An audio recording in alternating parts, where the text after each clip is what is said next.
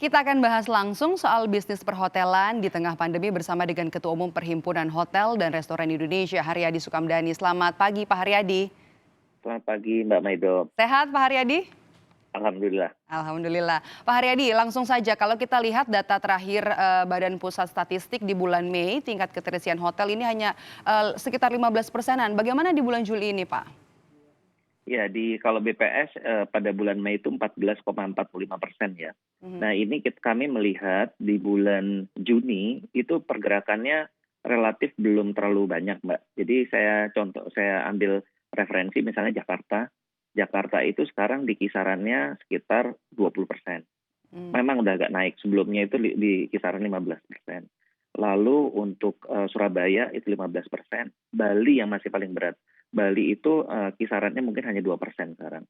Lalu juga misalnya di Jogja itu juga sekitar kurang lebih hanya sekitar 12%. Di Makassar itu 8%, di Batam itu sekitar 6%-an Batam. Tapi kalau di Bintan lebih rendah lagi, Bintan karena Bintan tidak ada ferry dari Singapura dan dari Johor, jadi sama sekali mungkin boleh dibilang itu mungkin kisarannya hanya 2% juga seperti Bali. Ya kondisinya masih belum banyak beranjak lebih baik, tapi kalau untuk kota besar kelihatannya sudah mulai ada peningkatan sedikit. Pergerakan ya. Nah kalau untuk evaluasi pasca hotel dibuka kembali gimana nih Pak? Rugi nggak sih sebenarnya kalau misalnya dibuka kembali di tengah pandemi karena yang kita tahu faktanya adalah angkanya keterisiannya kecil Pak.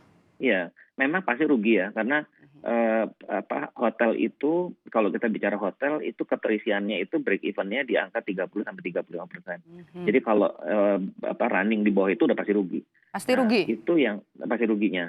Jadi kondisi ini memang dilema ya, tapi kalau nggak dibuka juga nanti terus-terusan Ancaman buat karyawan juga nggak juga ya? bagus juga. Ya. Karyawan juga nggak bagus. Terus juga ini kan fungsi hotel juga kan pelayanan untuk masyarakat juga Mbak. Nah kita berharap sih nanti mudah-mudahan di bulan Juli ini memang ada perbaikan lebih baik ya. Mudah-mudahan ini sambil kita lihatlah evaluasi.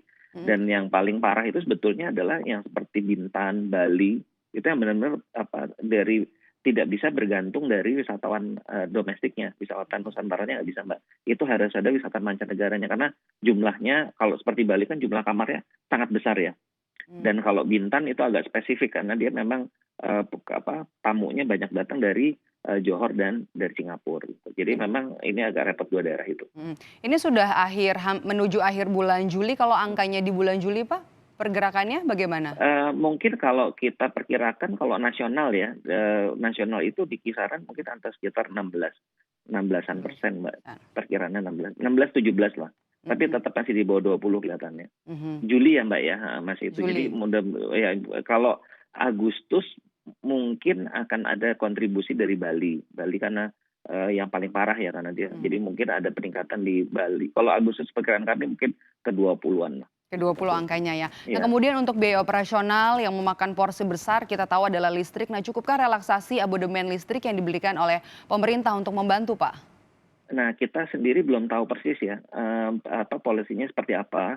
Memang kami sudah mendengar bahwa akhirnya permohonan kita dikabulkan untuk relaksasi di pembayaran listriknya. Tapi seperti apanya kita belum tahu Mbak. Yang jelas memang yang memberatkan bagi kita itu adalah biaya minimum charge ya. Atau kalau sebagian orang bilang abonemen gitu. Itu memang karena penggunaannya rendah kita harus bayar lebih mahal gitu. Nah kita belum tahu persis seperti apa formula yang diberikan. Kalau dari kami sendiri udah mengusulkan sih Mbak bahwa memang kalau untuk sektor ini harus ada subsidi operasional. Ya relaksasi apa lagi Pak selain listrik yang dibutuhkan? Subsidi Mbak, subsidi operasional karena subsidi karena itu udah running di bawah 30%, udah pasti kan rugi Mbak.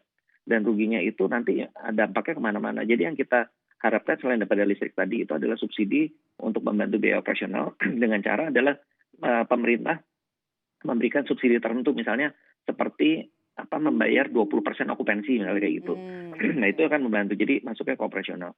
Lalu yang berikutnya adalah juga yang kita harapkan adanya bantuan langsung tunai untuk pekerja di sektor pariwisata Mbak.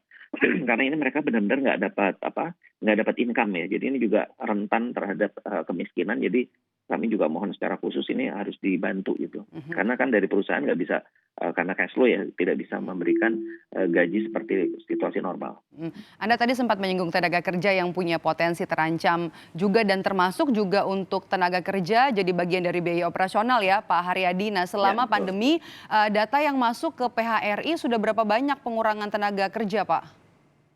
Jadi kalau boleh saya sampaikan, jadi ini kalau datanya tadi yang di Mhm. bumper depan tadi kan ada 15 juta ya disampaikan oleh Kementerian Pariwisata. Jadi tapi kalau kami menghitung yang langsung tenaga kerja langsung ya, jadi kita nggak lihat yang indirect-nya. Kalau yang direct itu kalau di hotel itu kira-kira hampir 600.000 Mbak, 600.000 orang. 600.000 orang. Di restoran ya, di restoran kurang lebih sekitar 1,2 dua kalinya dari hotel. Nah dari jumlah itu, kalau di hotel itu boleh dibilang 90% itu kondisinya adalah kalau tidak dirumahkan atau dicutikan di luar tanggung perusahaan. Mmm. Nah itu kira-kira 90%. Kalau di restoran masih agak mendingan, jadi yang kondisinya dirumahkan atau dicutikan di luar tanggung perusahaan itu kira-kira 60%.